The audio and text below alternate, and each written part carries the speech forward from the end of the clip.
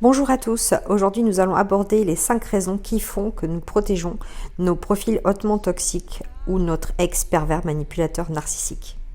Alors pourquoi protège-t-on notre agresseur et comment se fait-il que notre bienveillance se retourne contre nous? Dernièrement, une accompagnée me faisait remarquer à quel point, même si nous sommes bien entourés, nous nous sentons seuls face à nos proches et à la justice qui ne comprend absolument rien de ce que nous vivons. Et c'est très juste, c'est un véritable parcours du combattant pour faire comprendre aux autres ce qu'on a vécu de l'intérieur pendant toutes ces années. Parce que le plus souvent, notre ex a un visage que nous seuls connaissons, nous l'avons protégé pendant des années vis-à-vis des autres et tout ce maternage et cette bienveillance que nous avons déployée se retourne au final contre nous lorsque nous partons. Les gens ne comprennent pas comment on a pu encaisser autant sans rien dire. Et du coup, souvent, pour la plupart, ils ne nous croient pas. Pendant des années, nous avons montré un visage de famille heureuse, en niant les problèmes, et comme nous l'avons défendu bec et ongle aux yeux des autres, ceux-là même qui nous mettaient en garde à l'époque, alors non seulement ils ne nous croient pas, mais en plus tout ce mécanisme-là a permis à l'autre de nous isoler. Et quand nous partons, quand nous dévoilons notre vécu de l'intérieur, la plupart ont de gros doutes et la grande majorité ne nous croit pas.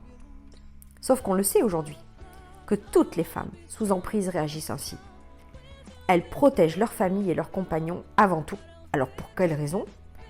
Déjà par amour, alors en réalité c'est de la dépendance affective. Par peur aussi, on sait nous que notre compagnon est violent et de quoi il est capable. Par honte, oui c'est compliqué d'admettre qu'on a pu se tromper, que la personne qu'on a choisie n'est pas celle qu'on pensait. Par croyance aussi, parce que nous espérons toujours que les choses vont s'améliorer, s'arranger, qu'il va redevenir la personne que nous avons connue au départ pendant la fameuse lune de miel. Par crainte aussi de tout perdre, la maison, les moyens financiers, nos enfants aussi. Et ces éléments font que nos peurs prennent le pas sur tout le reste. Du coup, quand on part, le cauchemar continue pour nous. Parce qu'en plus d'avoir pris notre courage à deux mains, en plus d'avoir autant encaissé depuis autant d'années, en plus d'avoir enfin réussi à dépasser nos peurs, pour couronner le tout, personne ne nous croit. Il faut nous justifier en long, en large et en travers. Et c'est double peine pour nous. Et vous, reconnaissez-vous ces sentiments forts de protection ?